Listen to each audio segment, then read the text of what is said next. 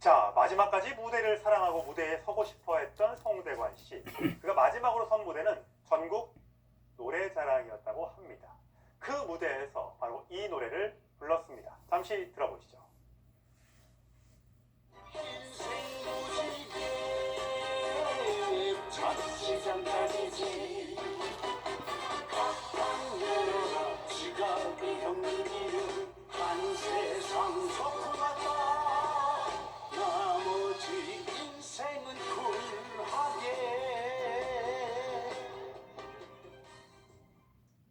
예, 안중현. 보통 이제 저희가 나이가 들면 입은 닫고, 지갑은 열고, 뭐 이런 얘기들을 많이 하는데 새로 발매할 음악이 그런 관련된 노래였습니까? 네, 저 노래를 부를 때도 제가 이제 신곡 발매 기념해서 인터뷰를 가졌었는데 그때 한 얘기가 그거였어요. 요즘 너무 삶이 팍팍해졌다. 있는 형님들이 좀 지갑을 열어서 넉넉하게 인심을 베풀 필요가 있다고 그랬는데 이게 남의 얘기가 아닙니다. 실제로 송대관 씨가 조금 전에 김국환 씨 사례도 얘기했지만 그거 외에도 후배들을 걷어먹인 것으로 유명합니다. 그만큼 지갑을 통 크게 잘 열던 형님이었던 거죠. 그런데 지금 본인이 개인사도 겪으면서 넉넉지 않은 상황이죠. 내가 그렇게 하긴 힘들지만 그래도 주변에도 이렇게 인심을 베풀면서 다 함께 웃으면서 살면 좋겠다라는 뜻으로 지갑이 형님이라는 노래를 불렀는데 결국 이게 유작이 되고 만 겁니다. 그렇군요. 전국 노래자랑 지난해 녹화를 했죠. 곧 이제 마지막 모습을 볼 수 있을 텐데 그 전국 노래자랑의 진행자가 개그맨 남희석 씨죠. 제가 조금 전에 남희석 씨와 한번 통화를 해봤습니다. 이런 말을 하더군요. 들어보시죠. 여태 단 한 번도 성공적인 결과를 받은 전례가 없었어요. 자본금의 바닥까지 갔었습니다. 부자라고 생각해서 접근했었죠. 내가 잘한다고 생각했습니다. 처음엔 많이 내려오셔서 이렇게 좀 약간 기운이 좀 없으시니까 그 무대에서 계단이 좀 가파르게 있어서 그 매니저님이 잡아주려고 그랬더니 아이 사람들 반다, 사람들 걱정한다, 야 아무렇지도 않다 하면서 그렇게 말씀하시더라고요. 좀 사람들한테 이렇게 좀 걱정을 안 끼치고 싶어하는 모습이랄까 할까요? 그런 느낌 같은 거였어요. 그러니까 나는 괜찮다. 사람들이 걱정하지 않게 해라 이런 느낌이었어요. 차표 한 장 뭐 이런 거 되게 많이 해서 저도 어제 갔는데 많이 슬프더라고요. 그냥 눈물 나고. 예, 임 여사님. 마지막 무대인데 워낙 공연들을 많이 하고 하니까 고령에 힘들 법도 한데 그런 모습을 팬들한테 보여주고 싶지 않았나 봐요. 그렇죠. 사실 좀 힘이 없어 보이는 모습이었다. 이렇게 남희석 씨도 전하기도 했는데 이 무대에서 내려오는 그 계단이 가팔라서 매니저가 부축을 하려고 했는데 부축하지 마라. 사람들이 보고 걱정한다. 이렇게 또 난에 남셨다고 해요. 그만큼 그 무대에 대한 열정 그리고 완벽한 모습을 보여주고 걱정시키지 않으려는 그 마음이 좀 고스란히 드러나는 것 같은데 이미 지난해 10월에 당진시 편과 이제 영등포구 편에 이 전국 노래자랑 초대 가수로서 송대관 씨가 녹화를 마친 부분이 있습니다. 이것을 곧 우리가 또 이제 만나볼 수 있다고 하는데 이 무대도 꼭 챙겨봐야겠다는 생각이 듭니다. 예, 많은 분들이 기다리고 계실 겁니다. 전국 노래자랑에서 마지막으로 섰던 송대관 씨의 모습을요. 자, 송대관 씨 많은 히트곡을 남겼죠? 여러분 잠시 함께 들어보실까요?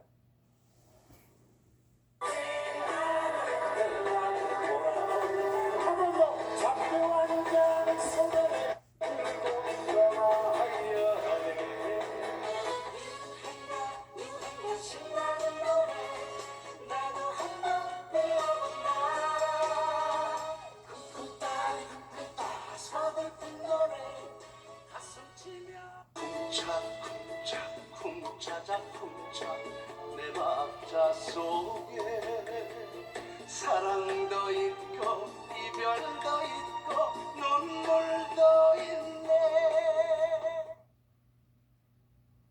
예, 채소폰가 이렇게 많은 4명의 트로트 4대 천왕이 있는데 송대관 씨의 음악은 유독 밝고 가사도 굉장히 긍정적이고 이런 것 같아요.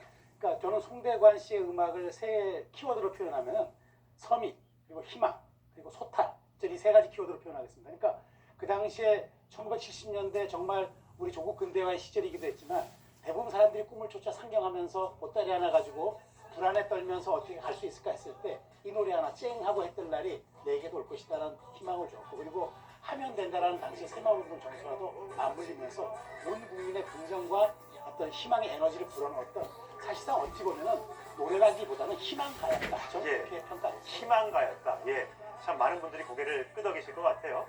송대관 씨 또 다른 히트곡 차표 한 장. 자, 이 노래를 부를 때마다 한 손에는 정말 차표를 들고 노래를 불러서 화제가 됐었다고 하는데 초창기 때는 이런 일화도 있었다고 합니다. 네, 영상 들어보실까요?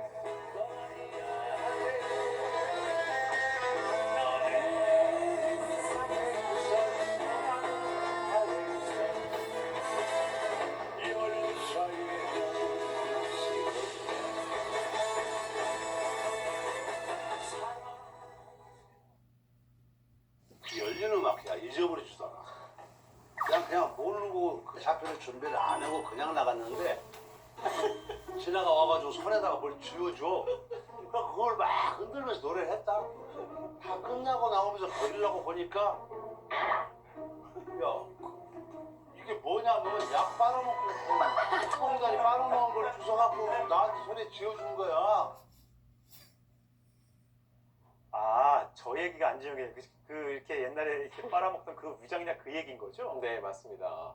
워낙 본인이 이렇게 너스레를 많이 떨고 본인의 일화를 스스럼없이 밝히기도 했던 그런 서민적인 모습이었는데 사실 이 차표 하면은 송대관 씨에게 남다른 일화가 있습니다. 저분의 노래는 남의 얘기가 아니라 나의 이야기를 녹인다는 거죠. 그래서 진정성이 있는데 어떤 일화가 있냐면은 전북 전후베스티아라는 호르몬이 밑에서 굉장히 힘들게 살았죠. 가수가 되겠다는 일념을 안고 상경을 합니다. 돈이 없는 거예요. 서울로 가려고는 기차표를 살 돈이 없어서 그때 무임승차를 하고 올라왔다는 거예요. 아, 그게 내내 마음에 걸렸는데 그 후에 실제로 가수로 성공한 다음에도 그것을 갚기 위해서 서울역에 가서 차비를 몇 배로 돌려준 그런 일화가 있는데 그만큼 본인이 누군가에게 빚을 졌다 하면 반드시 그걸 몇 배로 갚는 그런 성미였던 거죠. 예. 또 다른 일화가 있더군요. 송대관 씨가 불러서 유명해졌던 네 박자. 원래 네 박자가 그 제목의 노래가 아니었다면서요? 네, 원래는 뽕짝이라는 제목이었는데 사실 이 얘기도 오늘 연결식에서 조사를 맡았던 이자연 회장이 얘기를 했습니다. 원래 뽕짝이라는 제목을 두고선 얘기를 했었는데 네 박자를 하게 됐다고 했는데 이 노래가 또 남달랐던 이유가 뭐냐면은 본인의 인생이 다 담겨 있어요. 사랑도 있고 이별도 있고 눈물도 있는데 이게 가사 안에 있는 그 내용인데 예. 본인이 실제로 인생을 쭉 살아오니까 나의 인생이 그랬다. 그래서 저 인터뷰할 때도 나는 네 박자인 줄 알고 살아왔더니 지금 와서 돌려보니까 나의 인생은 여덟 박자였다. 굉장히 더 많은 굴곡이 있었다는 거죠. 그래서 이 네 박자라는 노래 역시 송대관 씨가 본인의 가수 인생에 절대 빼놓을 수 없는 대표작으로 고르고 있는 겁니다. 본인이 참 굉장히 힘들었을 텐데 빚도 많았고요. 그걸 다 갚으면서 그러면서도 후배들한테 참 좋은 선배로 기억이 됐다고 하는데 오늘 연결식에 참석했던 가수자 배우 김성환 씨 과거에 10억 원이라는 거액을 과거입니다. 지금도 아니고 그 큰 금액을 선뜻 빌려준 적이 있다면서요? 네, 왜냐면은 두 분 같은 경우는 사실 동양이에요. 송대관 씨가 전북 정읍 출신이고 김성환 씨는 전북 군산 출신입니다. 그래서 어릴 적부터 굉장히 많이 함께 생활을 해왔고 같은 소속사 출신이기도 했다는 거죠. 그랬던 송대관 씨 항상 후배에게 베풀었는데 어느 날 김성환 씨에게 어려움을 토로했습니다. 죽게 생겼다. 내 아내가 사고치기 직전이다. 아마 2013년에 있었던 그 부동산 사기 관련된 일이었던 것 같습니다. 그때 급히 이 상황을 막아야 되니까 김성환 씨한테 얘기를 했는데 김성환 씨가 정말 두 말도 없이 10억 원을 턱 빌려줬다는 거죠. 이게 가능했었던 건 김성환 씨가 내가 너무 넉넉해서가 아니라 송대관 씨의 성품을 알았다는 거죠. 과거 본인을 챙겨줬던 선배. 그리고 이 선배라면 자기가 지금 돈을 빌려주더라도 절대 이거를 꼭 갚을 사람이라고 생각을 했을 거라고 분명히 생각을 했을 거고요. 최근까지도 70대 고령의 나이에 송대관 씨는 본인의 빚을 갚기 위해서 그리고 주변 사람을 챙기기 위해서 하루에도 5개 정도의 스케줄을 소화했다고 하는데 결국 이런 성품을 주변에서 알기 때문에 송대관 씨에게 거액도 이렇게 바로바로 빌려주는 상황이 생길 수 있었던 것 같습니다. 예. 우리의 삶을 위로했던 수많은 노래들로 영원히 기억에 남을 송대관 씨 삶과 고인의 명곡을 드리겠습니다. 참 멋있다.